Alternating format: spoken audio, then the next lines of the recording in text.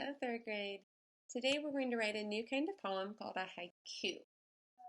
So in some of the other videos, you're going to see explanations about what haikus are. You're going to see a lot of examples in a book read by Mrs. Post in just a minute from the Japanese culture. It was actually a book we were going to use for our culture study this year. And since we're not at school, we're still going to try and learn as much as we can about the Japanese culture while working on our reading, our writing, and our math. So today we're writing haiku, and haiku is a Japanese form of poetry that focuses on syllables. So on Monday we focused on rhyme. Syllables are different where you're just counting down. So like my name Miller has how many syllables? Miller. It has 2. You've been clapping syllables for a long time. We're going to put that to use in our poetry writing today. A Japanese poem called haiku has 3 lines, and each line has a certain number of syllables. These poems are typically about something in nature. In the first line, you'll have 5 syllables, then you'll have 7 syllables, then you'll have 5 syllables. It's really important to write your poem with the lines separated by syllables. I noticed on our last poetry writing that we weren't always writing the lines separated the way we need to, so that's something we're going to work on this time, is making sure that your 5 syllables are together in one line. Then you stop writing, you don't write anything else. Come to the next line, 7 syllables. These are not complete sentences. In fact, your whole poem probably won't have any punctuation.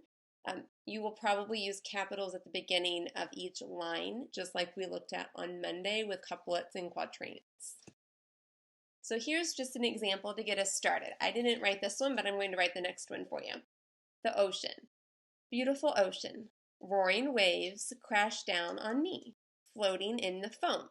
So let's just count those syllables. Beautiful ocean. 5 syllables. Roaring waves crash down on me. 7 syllables. Floating in the foam. 5 syllables. And each word has something to do with the topic, which is at the top, the ocean. And the ocean is a piece of nature. And like I said, a haiku is going to focus on parts of nature. So we have 4 steps. Step 1, choose your type of nature. Do you want it to be plants, animals, weather?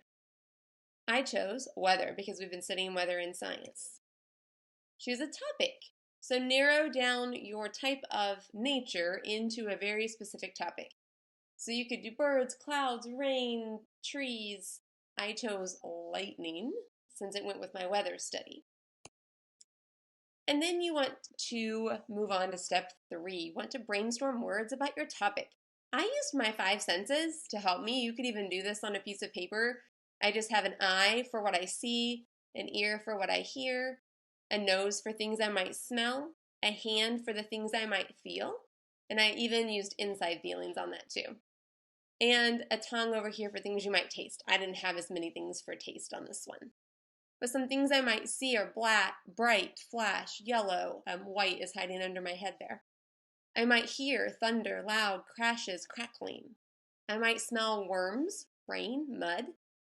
I might feel damp, electric, spark, fear, scared, or wind.